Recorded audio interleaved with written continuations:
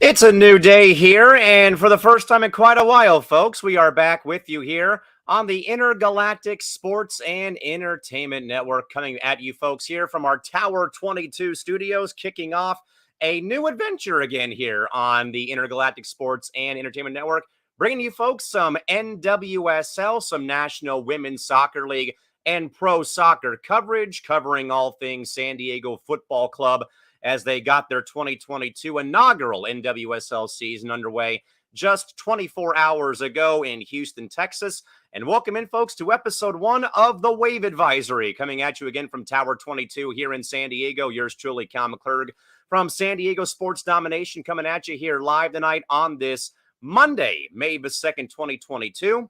Again, folks, if you are a part of our ISON family of viewers, again, we want to wholeheartedly apologize to each and every one of you out there who are joining us on the pod tonight. Again, we've had a lot of moving parts over the past several weeks, ever since early April, with myself being at work. And also, of course, you probably can tell, though, but I've been sadly, folks, been hit by a huge allergy-related sinus headache over the past 7 to 9 days. And literally, sadly, had to call out of work, though, a couple days ago. But thankfully, glad to be here, though, and joining you folks here to attempt to, or not really attempt, but more so try to, again, shine some light on a brand new franchise here in my hometown of San Diego, but also bring some more light to, again, some sports that probably aren't talked about a lot on your major networks. So we're covering all things National Women's Soccer League and, of course, San Diego Wave here on the Wave Advisory podcast. Again, want to, again, shout out the entire Wave organization. Want to thank them first and foremost, though, for, again, the chance to cover the organization.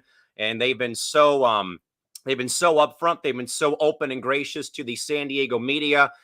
Those of us who are in the industry, like myself, who are just, trying to give the club some good publicity, or, again, the local radio and local television.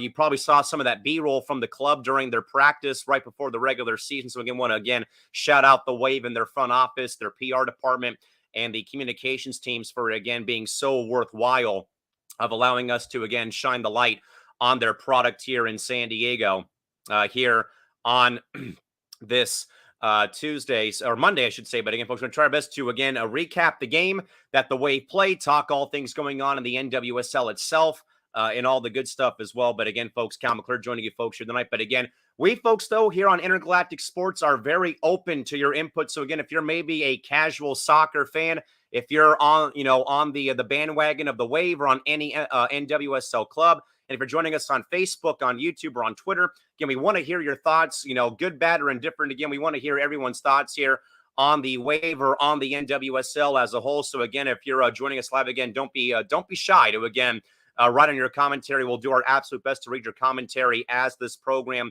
does prolong for the next 45 minutes to an hour here on this Monday evening.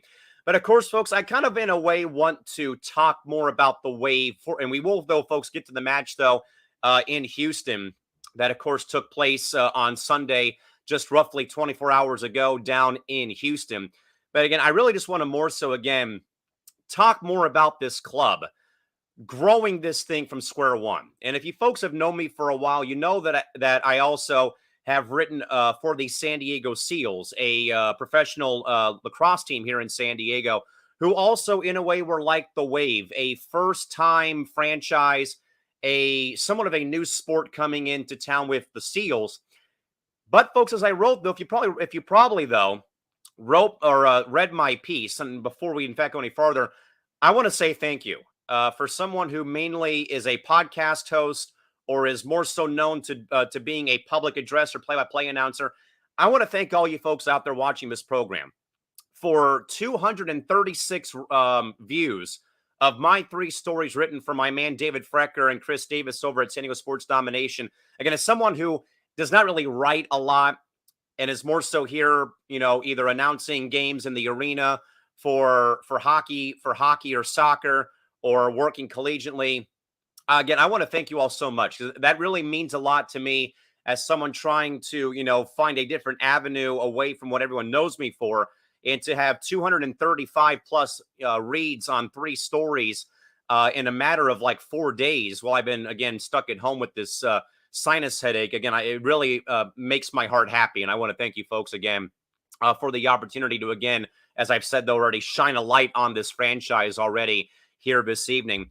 But more so again, though, folks, is about this club more so. And especially here in San Diego, as I'm sure you folks who probably are viewing me from out of town who only know San Diego for the Padres and when the Chargers were here, though. But believe it or not, for those of you joining us here, San Diego is probably, and I wrote this exclusively on SDSD in my season preview, that when the NWSL first went to Los Angeles, I said this last year, I want to say, that when they went to Los Angeles, already having the MLS backing of LAFC and the LA Galaxy playing in Carson, is that the league, I think, finally tapped into a market, especially, though, a Western-based market, because I think we're so used right now, with the exception of the WNBA, if you are a huge diehard women's sports fan like I call myself to be, with my time working in women's college soccer, college basketball, college softball even, and college volleyball, and now trying to bring, some positivity to women's sports and this franchise and this league as a whole, though, is that you are kind of waiting, though, for that one city on the western side of the U.S. to get that franchise. But the fact that the NWSL goes the route, though, folks, of both Los Angeles and San Diego, as I wrote, though, two markets that I really, truly, wholeheartedly believe, though they're rivals on the field, though, but San Diego and Angel City were the two, in my mind, the two strongest markets to come and bring women's soccer to on this side of the country. Because San Diego had the history with the Spirit for a couple of years here in San Diego. Again, that was led by Julie Foudy and Shannon McMillan and Joy Fawcett. I went to a few of their games, though. But seeing the crowds there around the 99 season when after the WSA began, though, and seeing all those big names of the 99 team playing across the entire league as a whole, though, kind of, I think, got the foundation started in San Diego. Then you think about Los Angeles with the LA Soul for so long, and then, of course, they sadly folded as well. But now, though, I think that with the investment that has been made, though, into this league and by the ownership groups, again, with Angel City and with San Diego, and seeing it being built from square one, though, and I do want to, again, give, the due diligence again to our friends up at Angel City FC, mainly Amanda and Philly again from, Angel City Chicks as their podcast up there in Los Angeles. But about how that fan base, and even down here in San Diego, as I wrote again, with strong potential, but the potential already being there, though, with how we had seen Angel City FC have a 22,000 sold-out house at Bank of California Stadium. And the Wave obviously get their chance Saturday versus NJNY to play their home opener, but at least the preseason games. And I didn't have a chance to go to any of them, though, but watching them on television, and especially, though, that first game against ACFC, where San Diego won the match, though, but seeing Torero Stadium, an 8,000-seat stadium here on the campus of the University of San Diego, being jam-packed for every home game so far. And I know, of course, that people will say, but wait a second, though. You got Abby Dahlkemper. You have Kaylin Sheridan. You have Alex Morgan to be your main three driving forces to bring fans to the stadium. And then you can say the same thing about Angel City FC with Savannah McCaskill, Kristen Press, and their talent group up there as well. But I think, though, especially, though, in San Diego, and I wrote this too as well, though, on a separate post away from my content, was as simple as this, though. If you are, and this is, I think, to anyone out there watching this who's a part of our soccer community here in San Diego, there is no better time right now to jump on the soccer train here in San Diego. As you probably know, tonight, this is mainly a women's soccer podcast, but shouting out the San Diego Sockers, who won the first game of the championship series tonight down in Florida. The San Diego Loyal had an incredible comeback victory over Tampa Bay over the weekend. You have momentum right now at this stage of the season. Soccer's playing for the title on Sunday. The Loyal, having a great start to their season in the USL side. Now, though, you have the San Diego Wave FC, joining forces to give San Diego a three-headed monster when it comes to soccer, with the Sockers and their rich history. The Loyal starting out so great on this USL season. But now, again, the San Diego Wave, who have already been smashing attendance, having, packed houses, sellout crowds already for their Challenge Cup Series games here at Torero Stadium. But again, Abby Dahlkemper, Alex Morgan, Kaylin Sheridan, those three right there that I've name dropped. I told a lot of my friends who have kind of not been really like thinking about soccer being a thing in San Diego, you get those three players on one team. That right there is your moneymaker. And especially now with their game coming up here on Saturday versus the NY Gotham here at Torero Stadium. But I just wanted to kind of again, talk about that, but also the buildup and the anticipation. I really think it's been second to none here. Seeing this very vibrant soccer fan base, diverse sports fan base here in San Diego, and I've been here, nearly 28 years of my life, with my birthday coming up on May 18th. But having been born and raised here in San Diego and being a part of the sports fabric in so many different roles, though, and seeing how this fan base can get though when teams are winning, when teams are playing great though. But I think though that there's just something though different about when the Wave launched. And the fact that this even happens, folks, with Ron Berkeley leaving the Sacramento MLS bid behind because of COVID ramifications and that, a lot of potholes on the road, though, and he elects to bring the club from Sacramento to San Diego, and then hiring Jill Ellis, world-renowned name, a longtime head coach of the national team on the women's side, two-time World Cup champion. Casey Stoney comes in. But then, of course, though, Jill and Casey are big names, though, off the field and leading this franchise down this great start that they've had, though, since launching over the course of the offseason. But again, though, Abby Dahlkemper, SoCal Zone Alex Morgan, Olympic gold medalist Kaylin Sheridan, and so many other great players on this franchise who have helped make this thing possible. And seeing it finally come to fruition, though, folks, as we get into our game recap here in just a moment. But truly, though, I mean, I'll say it again here, kind of being a broken record and kind of waiting for this kind of populate. And again, I thank you, folks, so much for joining us here on the first episode of Wave Advisory. We're going to recap the Wave and Dash match from Sunday from PNC Stadium momentarily. But again, I really, truly think, though, folks, that, I did say that there'd be like a 10% chance of me dropping a lot of surf lingo on you here, but there is really no better time to catch this soccer wave right now, literally and figuratively again. If you are in San Diego, May 8th, the Sockers play for the title against Florida, having already won game one. They win game two. It's over. They win the title for the 16th time in franchise history.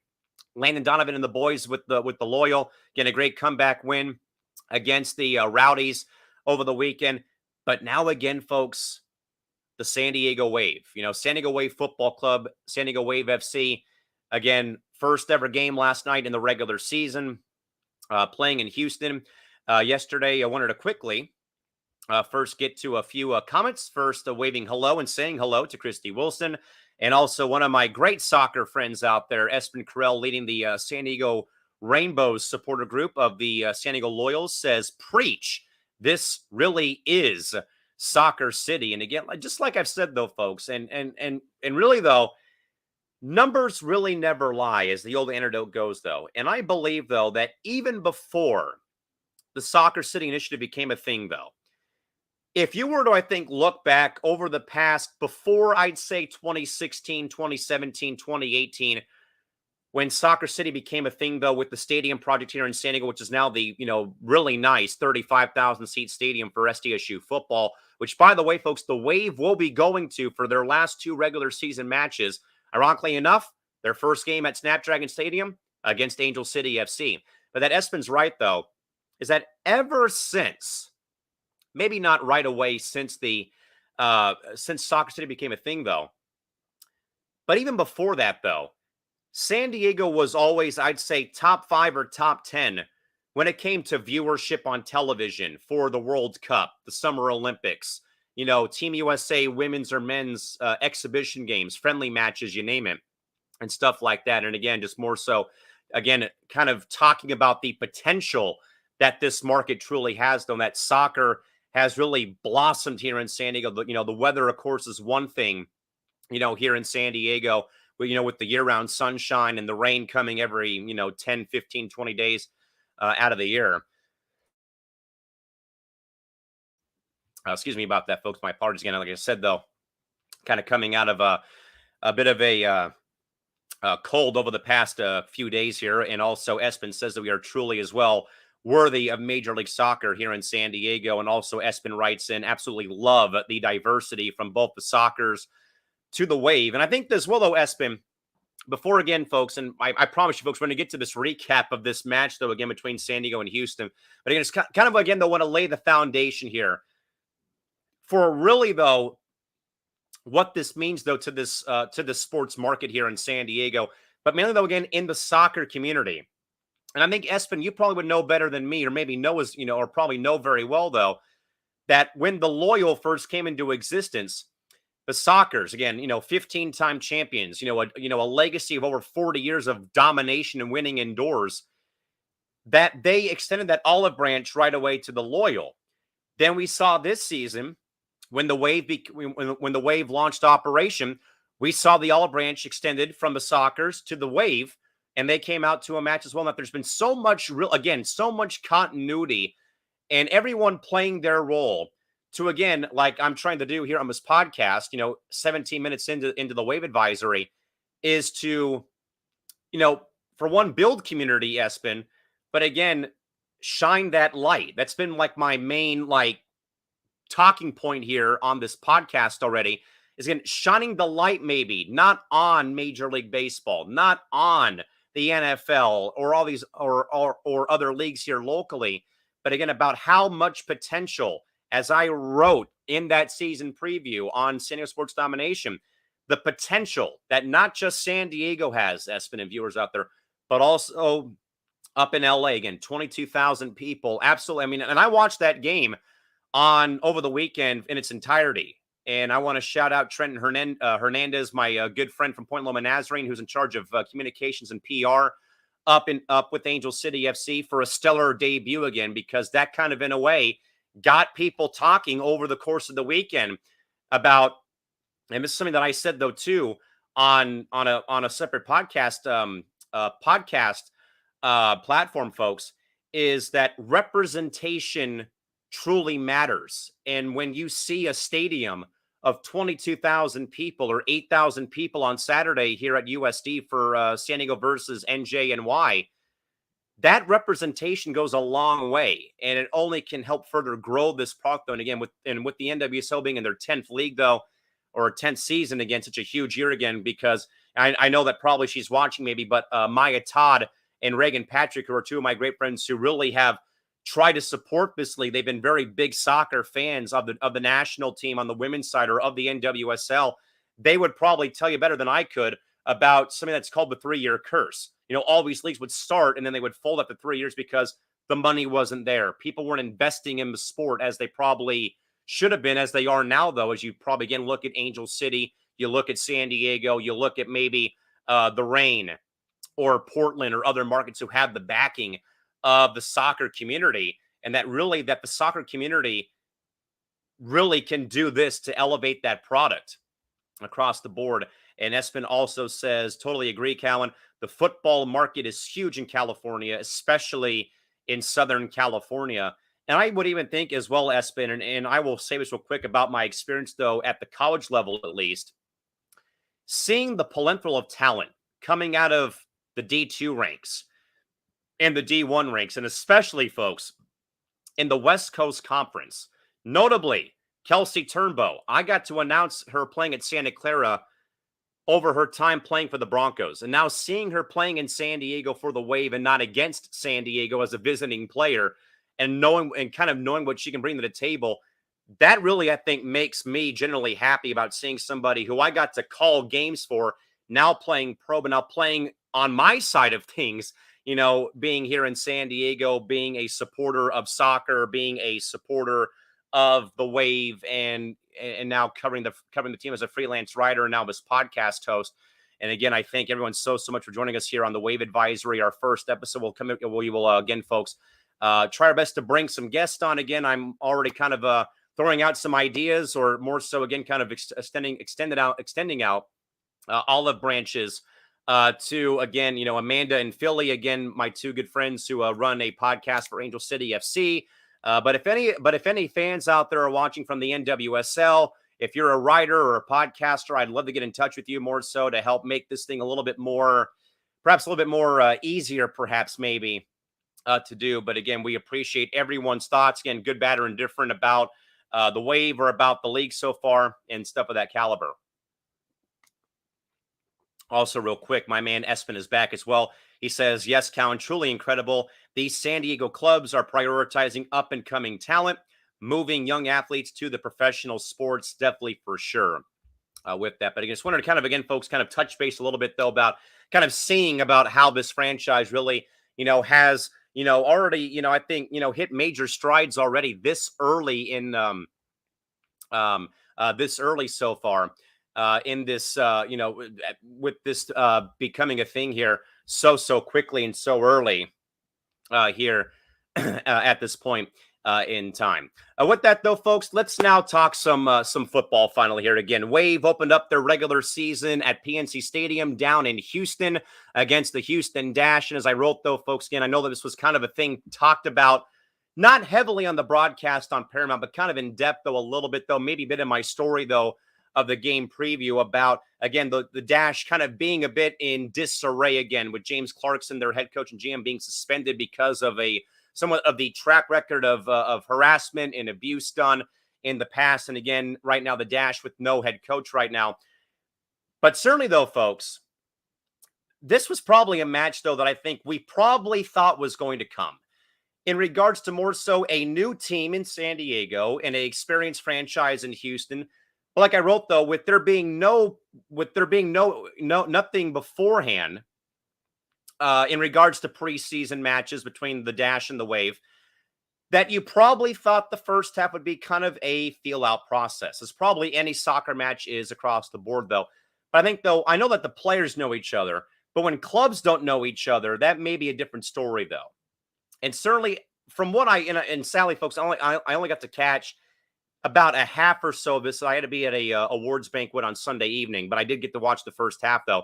And I would think, and I probably thought to myself a little bit, though, about not having Abby Dahlkemper available for San Diego may have concerned some fans, though, because I think that we probably had seen spurts, though, maybe where there was, maybe in the preseason, some breakdowns defensively, and Dahlkemper kind of in a way is that calming presence or that captain of that defensive core, though.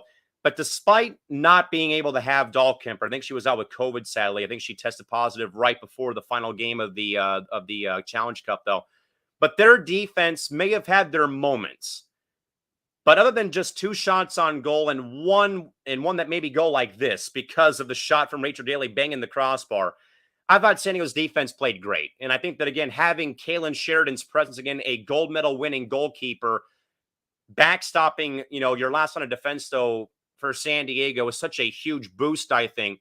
And seeing their defensive lineup again of having top overall pick Naomi Germa playing D, Kaylee Reel also playing on D, Kristen Westfall playing D. And I think that those 4 played great, though.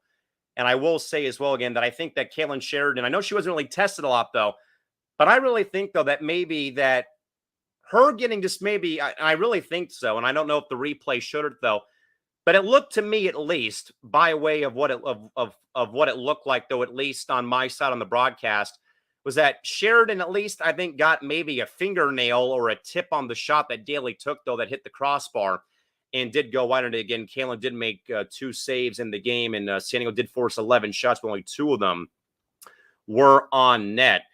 But I will say, though, and I did write, I think, that I had Alex Morgan as like my player to watch, though. I will say, though, I was genuinely impressed with the play of Sophia Jakobsen in this first match, though. Generating a very great scoring chance about 7 minutes into the match, though. But Jane Campbell made a great save, though, and then as well, Marissa Virginio able to knock the ball off the line, though. But that it looked like, though, that other than Alex Morgan, because it really also looked to me, though, if you watch this match, though, on Sunday, it may have seemed to me, though, mainly, that at this rate that I mainly saw 3 different players always crashing and attacking against Alex Morgan. It seemed like whenever that Morgan had the ball on her foot, 2 or 3 players are already in position to kind of, in a way, trap her when the going kind of got to that point, though. But I think, though, that when that does happen, in my brief time having called, soccer matches as a play-by-play announcer and kind of, learning, stuff on the fly, though, and stuff like that, is that opens up room. And I think, though, that when 2 or 3 are coming after Alex Morgan, that opens up room, though, for someone like Sophia Jakobsen, who, again, had that great chance early in the half, but, again, knocked away by Jane Campbell, made a great save, though. I kind of think, though, that Sophia was kind of, in a way, maybe a bit hesitant. Like, do I shoot? Do I try to dribble around the keeper? What do I do from here? Some small indecision right there. But again, nothing too serious, though, again, as it was more so just a great save, though, made by Campbell, and again, a great clear off the line, though, as San Diego had crashed the net, though. But again, going a bit back, though, to that chance that Rachel Daly had, though, to put the dash ahead, though, late in the first half, though, that was probably, honestly, other than Sophia's chance earlier, that may have been probably the lone grade A twin bill chance that I really saw Houston have in this match, though, because it kind of looked like that San Diego was kind of in a way on their heels in the defensive half of the field, though, because it looked like for a good 4 or 5 minute spurt, though, that Houston really turned up the energy and kind of was keeping the wave hemmed in their half of the field, though, and that the defense got a little bit tired, maybe in a stretch, though, or in that spot, though.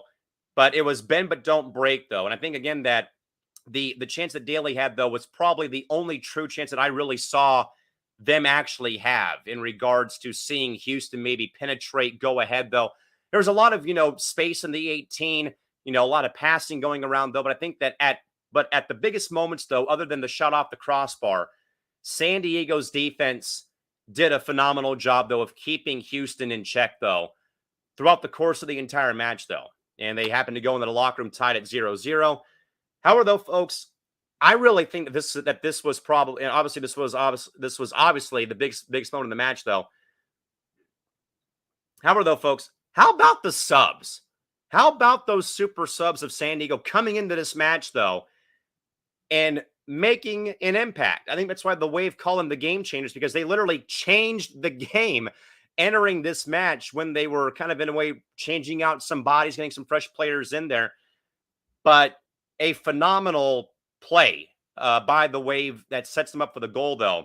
But again, the subs coming in, forgive me if I do get anyone's name wrong again, sadly. Just want to throw that out there real quick. But again, for San Diego, again, their subs, again, really made this match become what it became, because of who came into this match.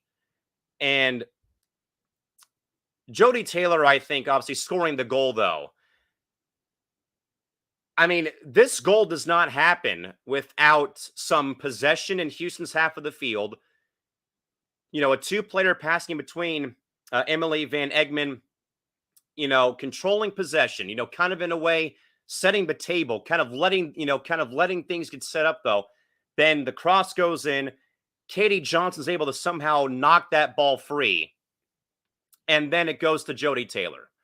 And then Jody Taylor is able to knock it in there, but also staying on side, though. Because I think that some people could have said, well, where's the flag at? But I think, though, that at the same time, she was in a good spot, though, when the ball came her way, though. But more so, again, that's a turning point. That right there is that when, in a way, it kind of almost reminds me a bit of being a pinch hitter in baseball. You're kind of sitting on the bench, trying to, stay locked into the game and things like that.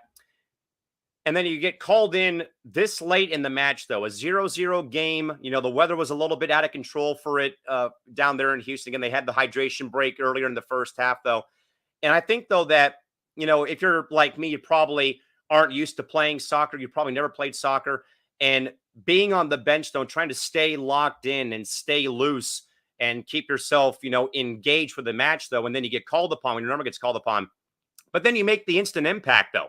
You come into the match, though, and then you're there scoring the goal to put your club ahead in the dying minutes. I think 4 minutes to play in the match, and Jody Taylor puts it in to give San Diego the lead, though, and then they have to just basically sit on the lead, and they do so to win the match, though. But again, just, Mia Guay, again, my apologies if I got her name wrong again.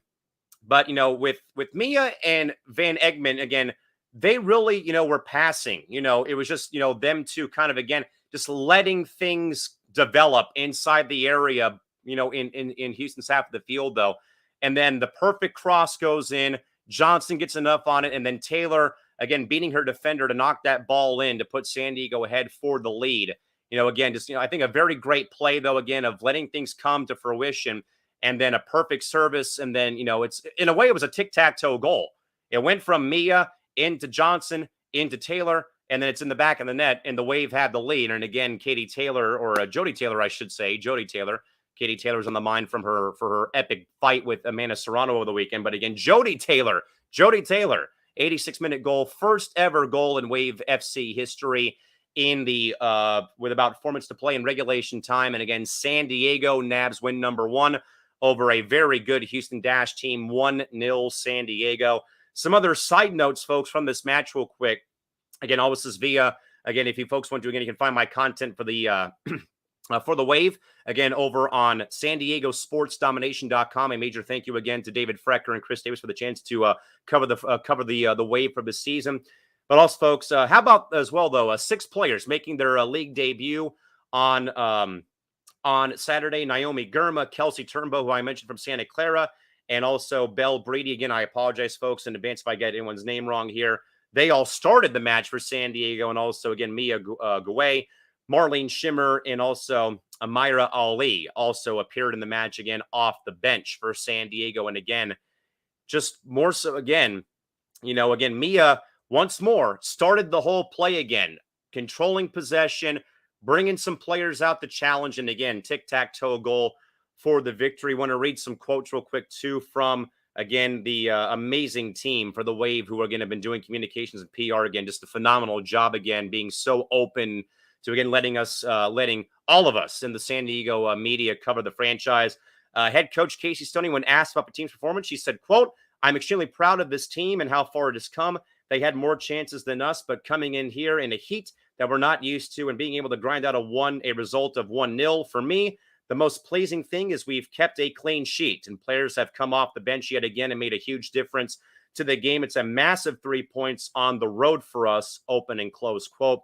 Where, again, I don't know if that really has been brought up, though, a lot. Maybe not by me, again, on this podcast and on episode 1, though. But for one thing, though, I think it's the clean sheet, because I think we saw San Diego with some hiccups at times, though, as games prolonged in the Challenge Cup during the course of the mainly during the preseason run, though.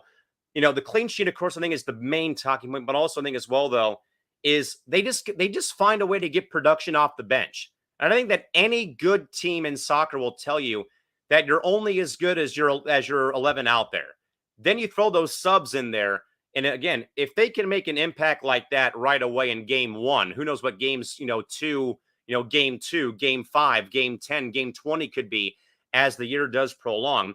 Further, Casey Stone, when asked about how about the subs connecting on the goal, which goes back to my point earlier on about, again, the subs doing the work here for the Wave. Casey says, quote, "That doesn't happen if the first 11 don't grind the opposition down and open the game up. It doesn't happen without the players that prepare all week and possibly don't play any minutes. I'm really pleased. It's a flick on by Katie, and Jody scores, and it's incredible that the players are coming off the bench and making an impact in that way, in the way that we want. That's why we call them game changers, because they've come on and done exactly that. Changing the game. Instant impact, instant offense when these players came into the match for San Diego. And again, more so, again, the credit, I think, though, and I think Casey's right, though, the credit is so evenly given out. You have to trust the 11 out there to grind away and kind of wear down the opposition. Then when you can kind of go the route of bringing in the fresh faces and the fresh legs, that's where teams win matches, or at least get goals or get points or get results out of it.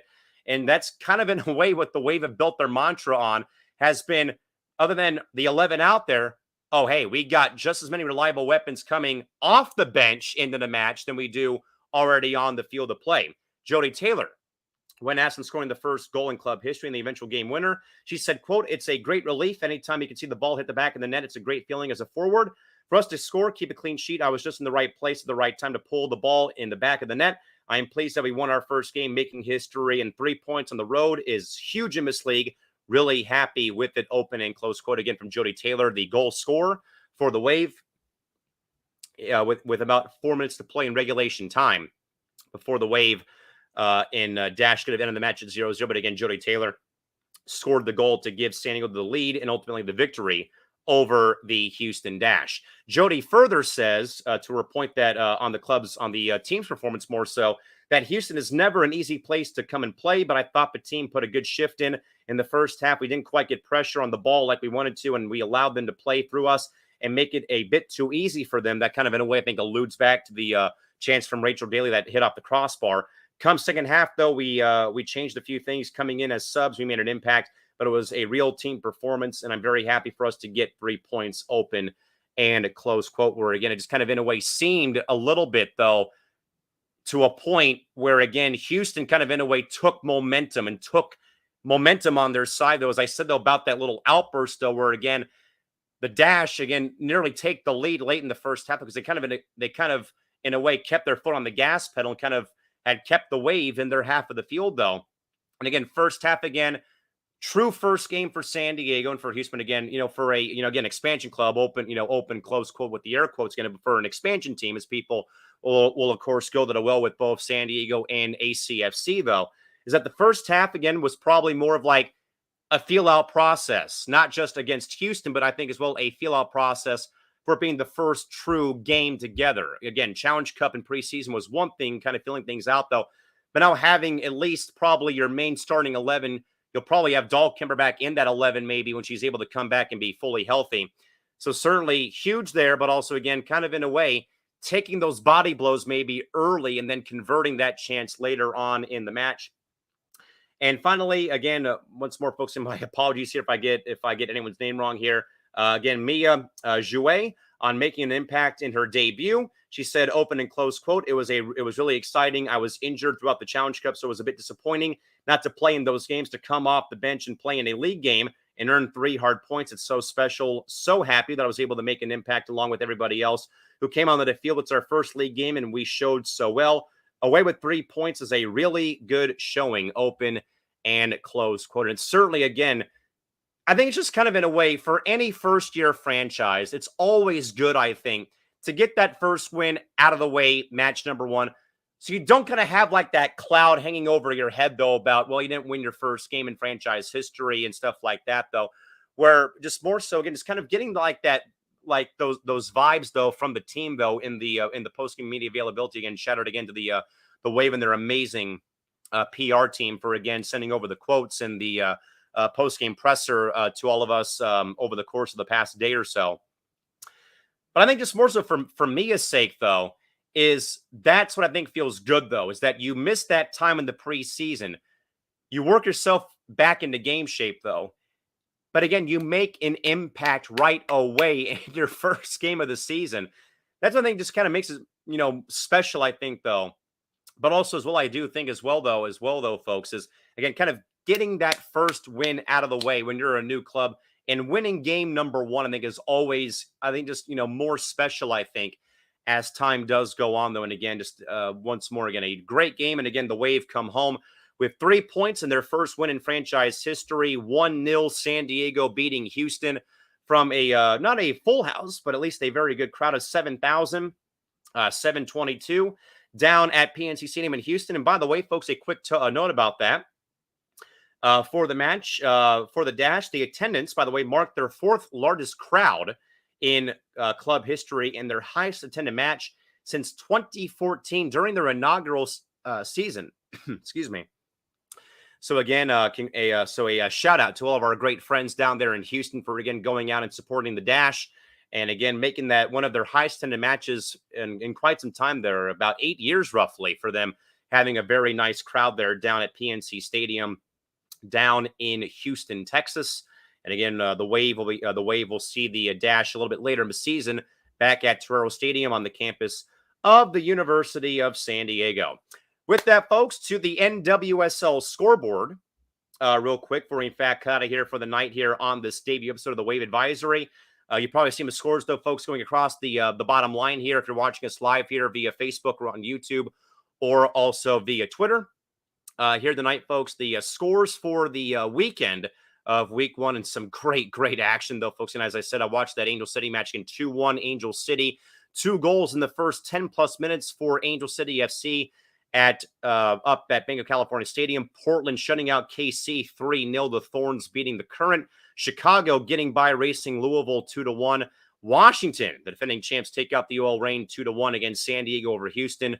1-0 from Houston again. The NJNY Gotham, they're coming to town this weekend. They shut out the Orlando Pride 3-0 in their match from Orlando, Florida. That gives me, folks, enough time to tell you that our next match, or the next match that we'll have for you folks, is in fact on Saturday. It is finally the grand opening for the San Diego Wave as they take on the NJNY Gotham from Torero Stadium on the campus of the University of San Diego. The game is live at 7 o'clock local time on Twitch Global from USD. Again, folks, we plan on being there covering the match for San Diego Sports Domination. We'll have ourselves plenty of things going on, folks, for the match on Saturday night. We will have a Twitter game thread going for you folks that we will again be updating all of the entire match. Again, we'll have hopefully do our best to have some post-game interviews with players and, of course, head coach Casey Stoney. And we'll again also have a recap for you folks of the game live from USD. We'll have a live stream for you folks of Wave Advisory following the match on Sunday, or on Saturday, I should say, from USD. So if you're going to be out at the game, come and drop by and say hello. We'd love to get some of our Wave supporters, the Sirens, and Wave fans, give them some airtime and give them a chance to talk about the franchise and talk about the game and all that good stuff. So again, we'll try our best to have that for you folks on Saturday, following the course of the match between the Wave and the Gotham on Saturday. But again, we'll have plenty more folks about that as we get closer to the match on Saturday with, again, our game preview and, again, our next episode of the Wave Advisory podcast as well. With that, folks, we will jump into tonight's final thoughts.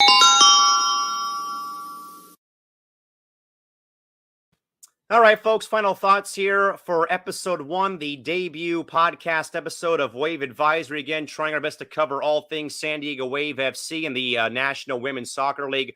Once again, folks, thank you all so much for, again, joining us here, and to all of our viewers here tonight. Espen Carell, again, my man, who has been doing such great work, though, leading supporter groups for the Loyal and the other soccer clubs here in San Diego. My man, Will Polston.